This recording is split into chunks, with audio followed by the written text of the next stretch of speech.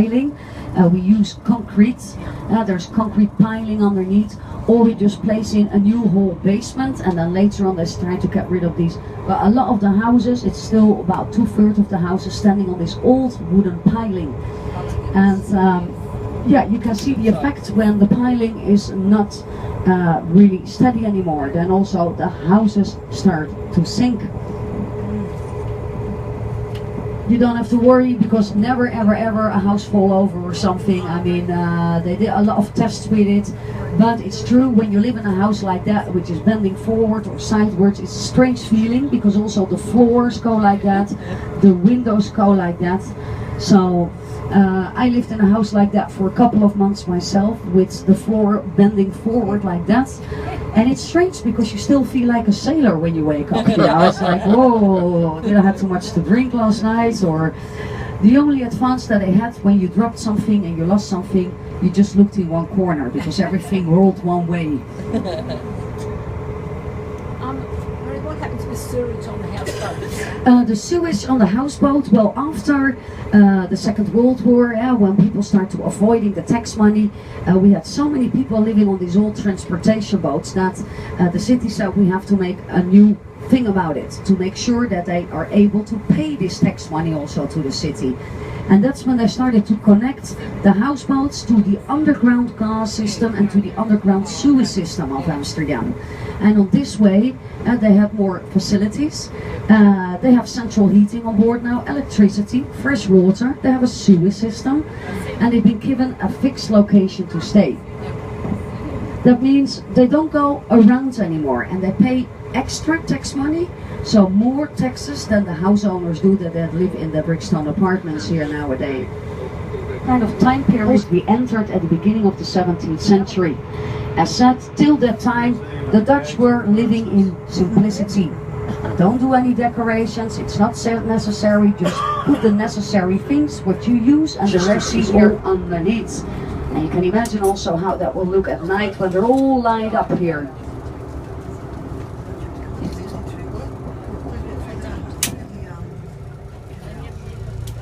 Now we're lucky there's no boat passing through, so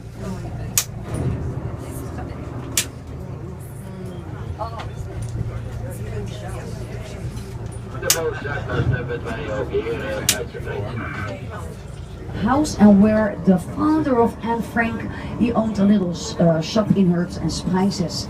And although they already moved from Germany to another place in Amsterdam, later on they moved over to this working district where her father opened up this shop, and then later on in the backside of the Achterhuis, that's where they've been hiding during the Second World War system, with the letters Amsterdam on top of it, which you can see when you take the free ferry boats over.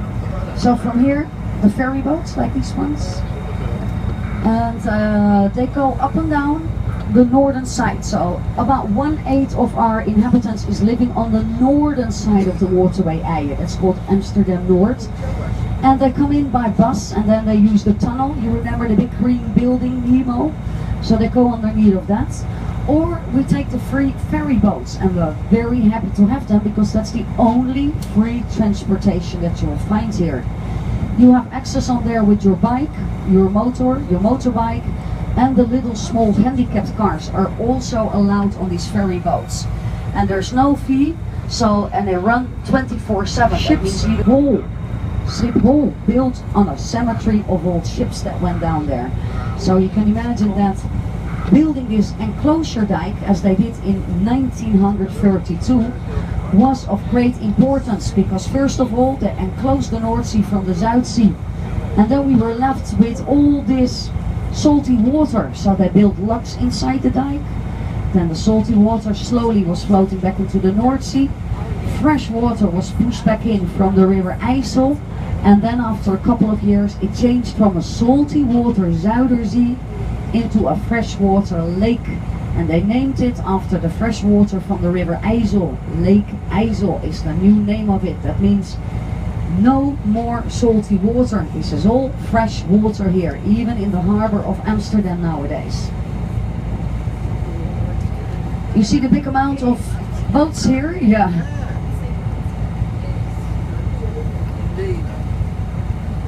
But the emerald sky is absolutely beautiful, eh? Wow. Yeah. They had the inauguration here held in Amsterdam, I remember, so.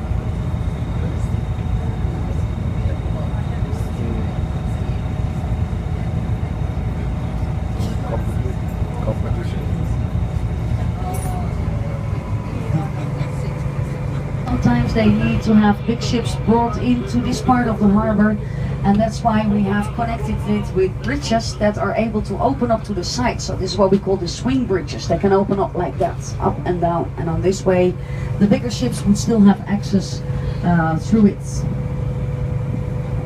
So also here on the right, a lot of new living areas. That's the Conservatorium of Amsterdam.